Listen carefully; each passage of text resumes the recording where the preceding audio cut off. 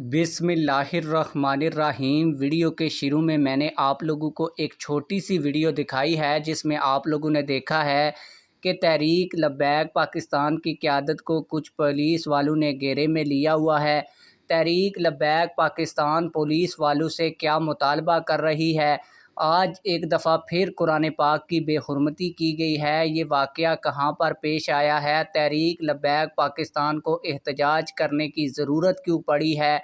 आज की इस वीडियो में इस वाक़े के हवाले से आप लोगों को मुकम्मल डिटेल फ़राहम करूँगा और मुकम्मल तफ़सीलात फ़राहम करूँगा। लेकिन वीडियो शुरू करने से पहले आप लोगों से यही रिक्वेस्ट है, अगर आपने अभी तक वीडियो को लाइक नहीं किया हुआ तो वीडियो को लाजमी से लाइक करें और चैनल को भी सब्सक्राइब करें ताकि हमारी ये वीडियो ज़्यादा से ज़्यादा लोगों तक फैल सके।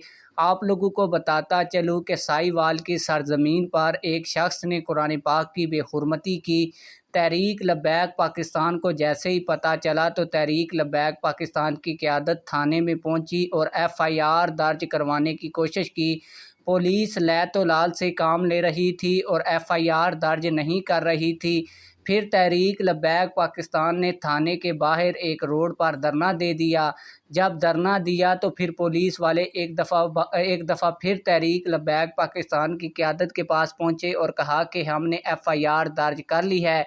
तहरीक लब्बैक पाकिस्तान ने जब FIR देखी तो उसमें जो दफ़ात लगाई गई थी वो इतनी अच्छी नहीं थी, जिस पर तहरीक लब्बैक पाकिस्तान का पुलिस वालों के साथ तकरार भी हुआ। और आप लोगों को मैं वीडियो दिखाता हूं जिसमें तहरीक लब्बैक पाकिस्तान की क़यादत ये कह रही है कि इस शख्स पर 780A का भी मुकदमा दर्ज किया जाए। जिसके बाद तहरीक लब्बैक पाकिस्तान के भरपूर एहतजाज के बाद पुलिस को 780A की दफ़ात भी FIR में दर्ज करना पड़ी। आइए मैं आप लोगों को पुलिस के साथ जो तहरीक लब्बैक पाकिस्तान की क़यादत की तकरार हुई है उसकी वीडियो भी दिखाते हैं। ठीक है राणा साहब 7 क्योंकि ऐसी होने ਜਿਹੜਾ ਸਾਡਾ ਧਰਨਾ ਹੋਇਆ ਨਾ ਨਹੀਂ ਬਣਦੀ